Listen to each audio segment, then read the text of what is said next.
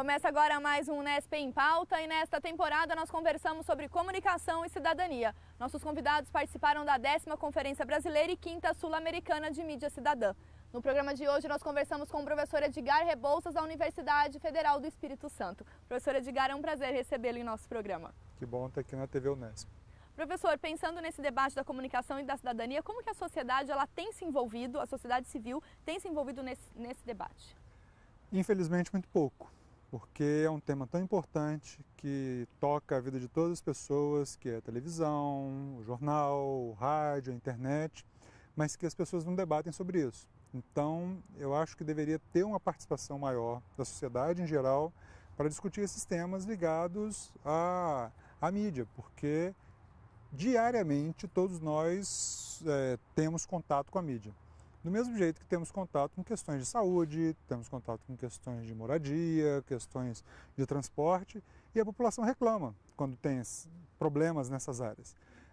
Quando tem problema da dengue, todo mundo reclama da saúde, mas quando tem alguma coisa na televisão, ou no rádio, ou no cinema, ou na internet que não agrada, a sociedade não se manifesta. E como incentivar, professor, essa manifestação da sociedade? Primeiro, a gente precisa ter uma reeducação para a mídia, o que é muito complicado no Brasil, já que a gente vem de uma tradição de que parece que a mídia sempre foi dada de graça para as pessoas, o que não é. Quer dizer, é um empreendimento comercial, então tudo que está sendo visto ali está tendo um objetivo empresarial por trás e as pessoas acham que estão recebendo de graça. E aí a gente tem um outro problema, é o seguinte, que boa parte desse conteúdo que a gente recebe historicamente tem qualidade. Então a gente não pode dizer que não há qualidade. Boa parte da televisão brasileira é de qualidade, boa parte do jornalismo brasileiro é de qualidade, mesmo na internet a gente tem qualidade técnica de conteúdo, isso. Então as pessoas se acomodaram com isso. Eu já recebo de graça, por que eu vou reclamar?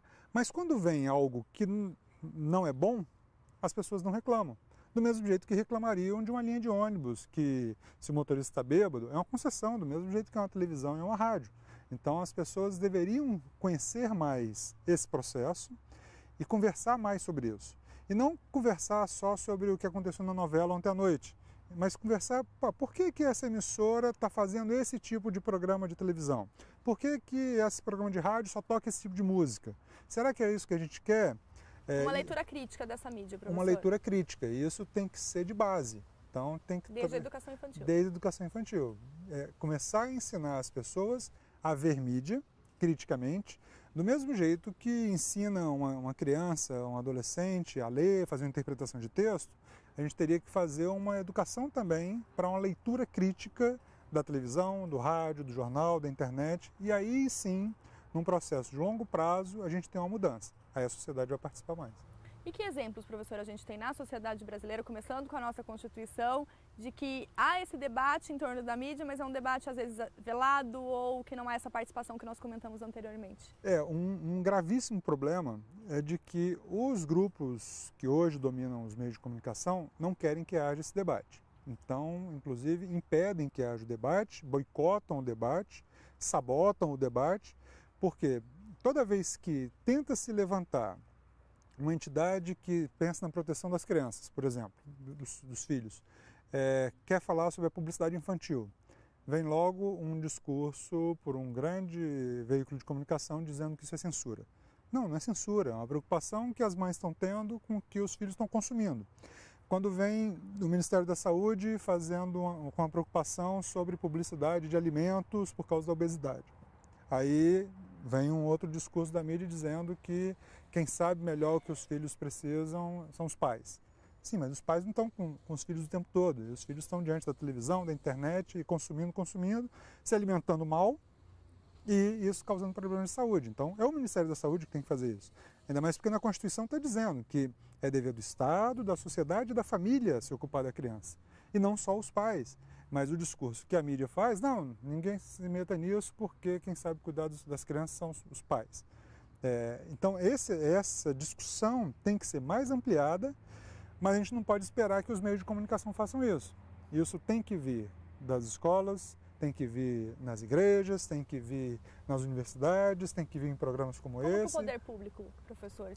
O poder público pode fazer medidas estabelecendo políticas públicas de comunicação, mas só que também vários governos estaduais, federais, municipais que teriam esse poder têm um atrelamento político muito grande com os veículos de comunicação, porque a cada 2, 4 anos precisam ter apoio da mídia para se reeleger.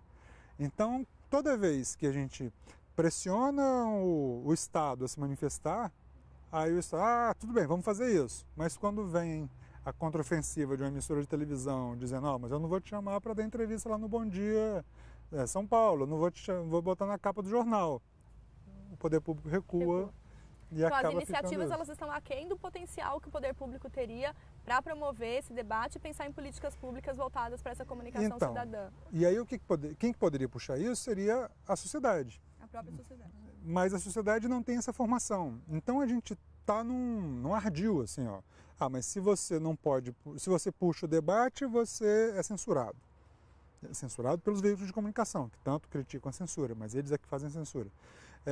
Se você pressiona o poder público recua, se omite, porque acha que isso vai ferir interesses econômicos. Então, deveria haver uma grande reforma da gente ver que os meios de comunicação são de interesse público. E não é só a televisão pública, ou a televisão da universidade, ou a TV do governo do Estado. Todas as emissoras de televisão são públicas, porque são concessões públicas.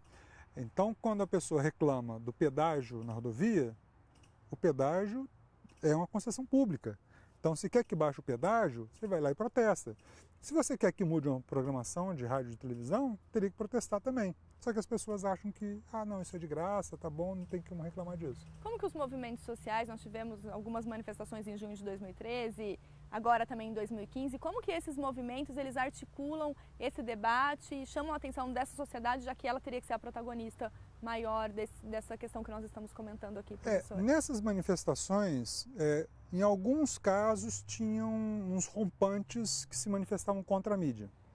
Mas também não era muito claro, porque como não havia uma conscientização daqueles que estavam ali, de que a mídia era um grande incentivador da manutenção do estado das coisas, as pessoas iam lá, protestavam, viravam um carro de televisão, botavam fogo ou seguiam um jornalista e tal. Quer dizer, não é assim que se faz o protesto. O protesto tem que ser feito num debate qualificado. E não só indo para a rua protestar. E em espaços adequados também, professor, ou não? Não, o protesto pode ser feito em qualquer lugar. Então, se você quiser chegar na frente da emissora de televisão e fazer um panelaço lá, se ela está passando um conteúdo que não te agrada, é justificável.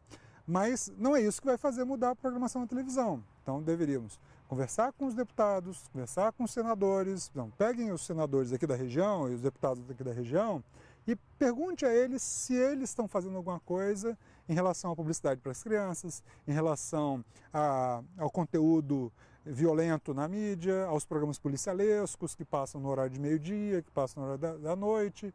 O que esses nossos governantes, que têm o poder de modificar que nós elegemos, são nossos representantes, bem ou mal são nossos representantes, o que eles estão fazendo em relação a isso?